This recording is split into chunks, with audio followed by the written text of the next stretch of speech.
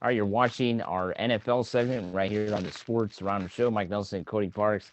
We're going to talk about, of course, the two championship games that just got passed up this past week. The NFC Championship, the AFC Championship. We now have a Super Bowl matchup. The Chiefs and the Buccaneers will be playing on February 7th in Tampa Bay.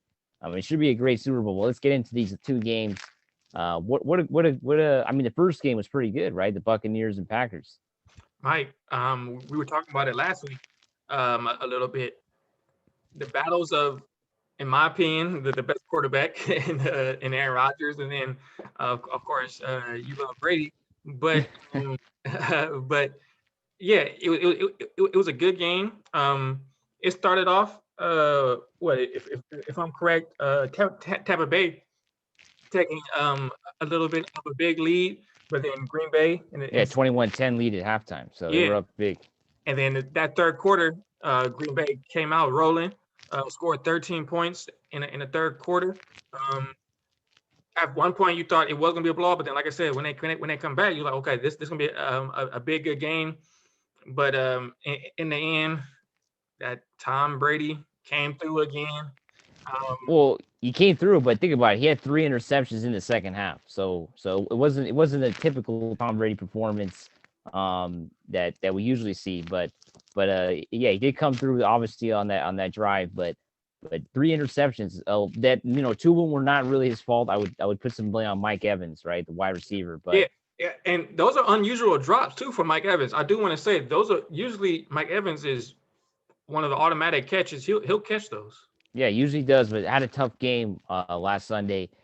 He's gonna have to catch those in the Super Bowl, right? If they want to win, I think against the Chiefs. So we'll see how that goes. But I really think what came down to it was that Tampa Bay defense, right? I mean, they really, despite those turnovers, they held the Packers down. And then the Packers deciding, I don't know what you think, but that call by going forward on fourth down, and instead they kicked the field goal, right? From the 8-yard line. I was a little surprised with that decision. I really thought the Packers should have tried to score a touchdown. They were down 8 points. I don't think kicking a field goal. When they kicked the field goal, they were just down 5 points, so they still needed a touchdown to win. So I was a little confused by that decision. So my thinking is, what Matt LaFleur, the head coach of the Packers, was thinking that his defense was on a roll, Mike. So you start to think that in your head, like, oh, my defense keeps getting stops or turnovers or whatnot. So maybe he thought, okay, let's go for the field goal and not take no chances without coming away with no points. But I'm with you. Um, I would have went for, you have Aaron Rodgers, Devontae Adams, Aaron Jones, so Lazard, the other wide receiver. I would take my chances, and then maybe your defense, since you do think your defense can get stops, get a safety or something if you don't make it or something. So I'm with you. I would have went for it if I was. Yeah, and then think about it. I mean, even if they had not gotten a touchdown, the Buccaneers would have started at their own 8, Been and back. they could have forced the 3 and out, and then maybe got the ball back. They still would have had a little bit of time. By kicking the field goal, the Buccaneers even had. Of course, they didn't stop the Buccaneers, and then of course the big pass interference call, right? That of course gave them the first down, which a lot of Packers fans disagree with. But I mean, was it a holding or a You thought pass it was? interference? What is it? Do you think it was pass interference? Yeah, I think it was a pass interference. I think it was the right call. I mean, he clearly pulls the jersey there at the end. I know. Throughout the game, the referees were kind of lenient, right? We saw a lot of non-calls. I think that's what they have to do in the playoffs, kind of let them play. But I do think that last foul was too blatant for the refs not to call. So I just seen this today, Mike. This year has been the least amount of penalties called for any season. If I'm correct, they said in a long time.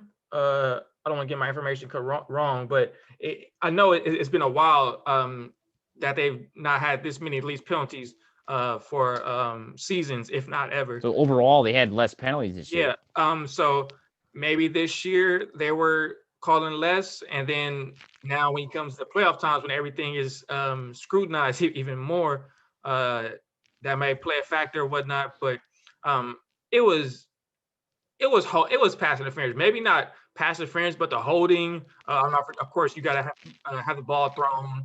for it to be pass interference than for it not to be holding, whatnot, different terminology. But it was pass interference. So I'm with you on that one. Yeah, and then of course that extended the drive, and the Buccaneers held on to the ball. But that's why I just think they should have went for it, because they weren't going to get a lot of time left, even had they got the ball back, right? And they would have had no timeouts left, and they would have had to go get a touchdown. So I think Matt LaFleur is going to be really questioned for that decision. And now moving forward with the Packers, they're the Aaron Rodgers 1-4 in NFC Championship games. That's a pretty crazy stat if you think about it. Only went to the Super Bowl once. They did win it when they made it. But 1-4, and now we don't know what's going to happen, right? Aaron Rodgers might be on his way out. I know they have Jordan Love as their backup right now, and he's ready to go. What do you think? You think Aaron Rodgers is going to get moved this offseason? Mike, they better not. You know me, I'm with Aaron Rodgers through thick and thin. It's kind of like if you think about it, Mike, kind of like the situation when he's with Brett Favre. I mean, almost kind of like the same thing. I would give it another shot with Aaron Rodgers. And then because if I'm correct, Aaron Rodgers said what 3 years, 3 something like that maybe. Oh yeah, with Brett Favre, yeah, it was about 3-4 years. Yeah, it's back. And then yeah. Jordan Love, second year, Mike, if I'm correct. It's gonna be a second year coming up. Yeah. Yeah, so give Aaron Rodgers, at least one more year shot to see if they can do it today. They didn't bring back their defensive coordinator, Mike Pettin. They just fired their special team coordinator a couple of days ago. Then they just promoted one of their assistants to the special team coordinator today. Officially, it was announced the other day. So they're getting some new coordinators to try to see what works. But I would run it back one more time to see what Aaron Rodgers can do. Mike, I do want to say one thing about the Bucs though. Some defensive players came through that we know the names of who weren't coming through for the season, but playoff time is when the no names they say come through. Jason Pierre-Paul, he's been around for a long time, 2 sacks, and Shaq Barrett, 3 sacks. They both came through. Yeah, Shaq Barrett, had of course I think he had was clearly the best player on the defense. And I just think the Buccaneers defense hasn't been creating a lot of turnovers all year. So it's not like they haven't been doing this all year. They did it against the Rams when they played against back in November when they had that game on Monday Night Football. They created some turnovers. So this team, that's what made them so dangerous, and they end up making the Super Bowl. And it's going to be a big question now how they match up. Now switching over to the other game, the Chiefs were heavy favorites going into that game against the Bills, I think. And they showed it, right? They played at home. They were down early 9-0. They kind of started out slow, but they really picked it up and ended up just blowing them out 38-24. Mike, that offense. Let me ask you this, Mike. That offense. That is one of the most high-powered offenses I've ever seen. And do you think probably since the greatest show on turf, like, would you say it's up there with that or better? Because with Hill, I would say this offense is up there with that offense that the Patriots had when they had that perfect season, with Randy Moss and Tom Brady. I would say that was for me the best offense since the Rams, right? And then I would put this one right after. Because what Gronkowski, Aaron Hernandez. Yep. So yeah. Randy Moss. I think it's too bad for him that he never won the Super Bowl, right? So I always think it's like that was his year to win it, right? And they of course lost it against the Giants. Yeah, definitely. But yeah, the Chiefs. That the offense is just too good, Mike. They can be up by. I mean, it was only 9-0, but it could have been maybe 14, 17, and the Chiefs are never out of it. With that offense, Patrick Mahomes, the defense, they step up when they need to with Tyrann Mathieu and whatnot. Andy Reid is spectacular head coach. So I'm a little sad because I was on that Buffalo Bills train. I was trying to first time Super Bowl win or at least get to the Super Bowl. Well, they made it 4 times, so yeah, fifth appearance. But yeah, Chiefs. That Patrick Mahomes, man. He's crazy. Yeah, he's clearly, I think, the best in the league right now. And I think I was reading the other day that Patrick Mahomes has to win the Super Bowl to be considered the greatest of this generation. What do you think? You think he has to win this game against Brady? If Brady wins this against Mahomes, I mean, I think he's always going to have that. Because Brady's on his way out, right? He's got probably this year and next year. Mahomes has got a long career ahead of him, but if he doesn't win this year, I mean, I think there's going to be some question marks to whether who was better. Because you want to beat the GOAT, who everybody says is correct. So Yeah. I'm with you. That's a good question. Because who's the GOAT then? If let's say Mahomes wins, who's the greatest quarterback of all time? It'll be hard. Probably people say Brady, probably Mike. Well, yeah, Brady's still. I think he'll still be considered the greatest of all time. But I'm saying like moving forward in Mahomes, because Mahomes will be of another generation, right? Yeah. I mean, he's going to be the generation of the next decade. So I think for him to be considered the best of this moving forward, I think he might have to win this year. But who's going to be coming down the line to try to take that from him? Deshaun. Well, yeah, that's we don't know, right? It's still too early. I think Mahomes will be at the top probably for the next 5-10 years, right? I'm with you, because the closest one you could think of, maybe Lamar, off the top of my head. Well, but yeah, he's got to improve that playoff record though, right? 1 and 2. So that. Josh Allen, but not yet. But to answer maybe Deshaun Watson. Yeah, Deshaun. If he gets on the Rams. Now let's switch it over to the. Yeah, Mike, like he better than Mahomes if he get on the Rams. All right, so let's switch over to that. The Rams.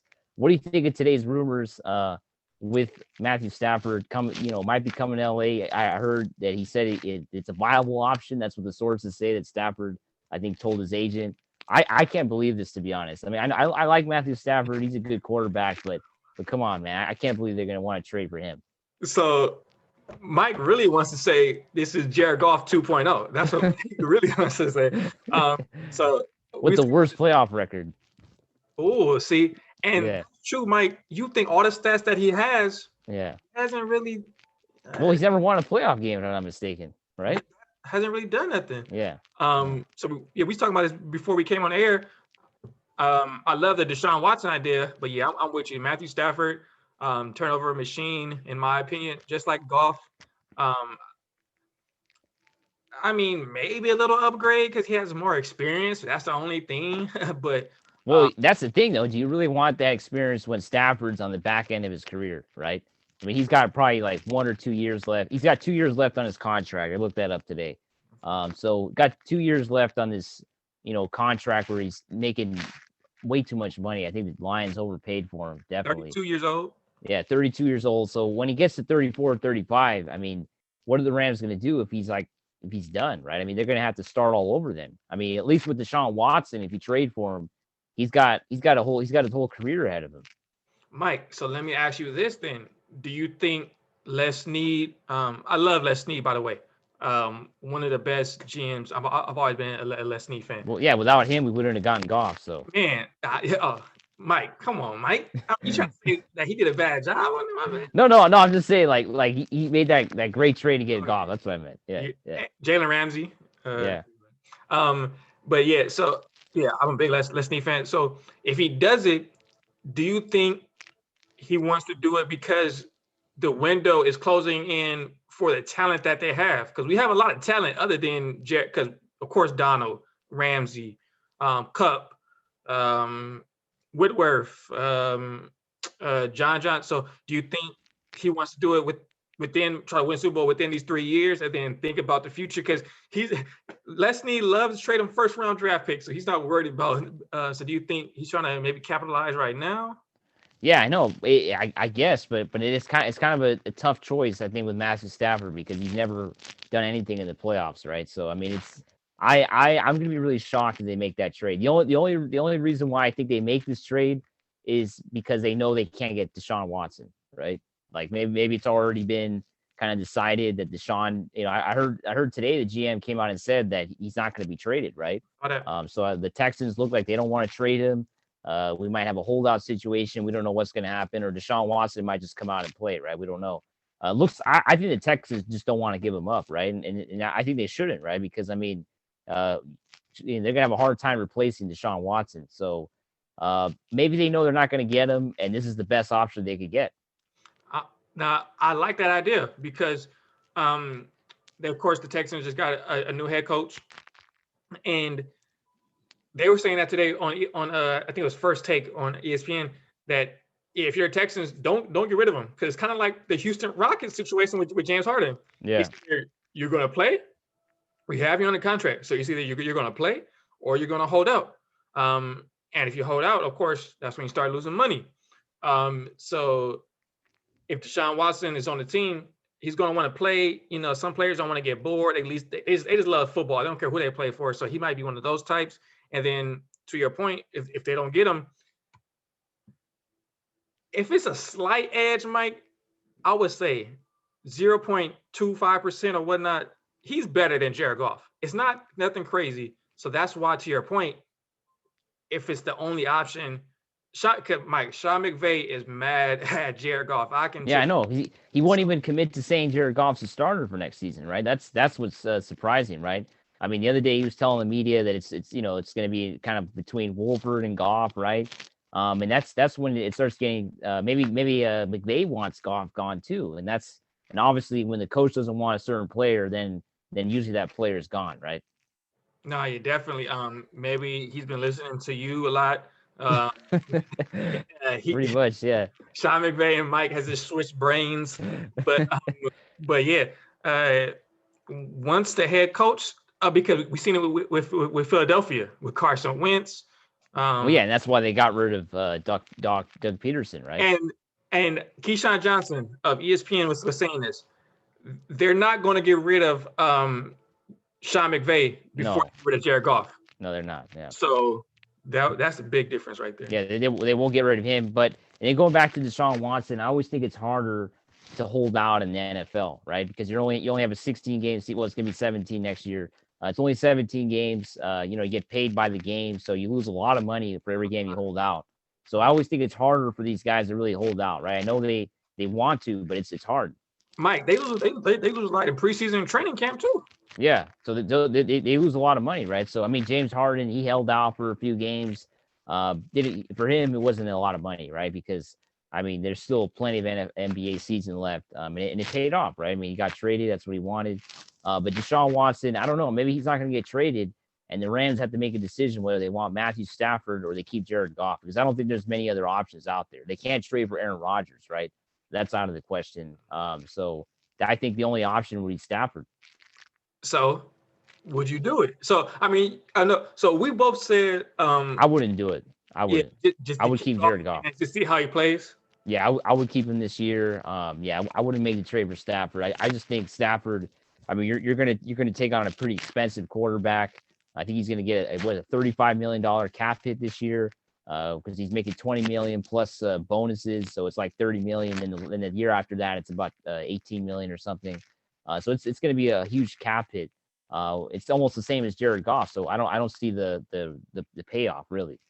And I will say this. Jared Goff, all this motivation, all this talk of this offseason could motivate him to get better. I will say that. Yeah, so we'll see how that goes. So I want to thank everybody for watching our NFL segment here on the Sports Round Show. Make sure you like and subscribe to the video and our page. Next week, we'll be talking more about, not the Super Bowl yet, but we'll be a couple days before the Super Bowl. So we'll see we'll give our preview for that. Mike, them picks, I might go bet. So I'm gonna you shouldn't have betted this past week because I got them both right. So Mike did.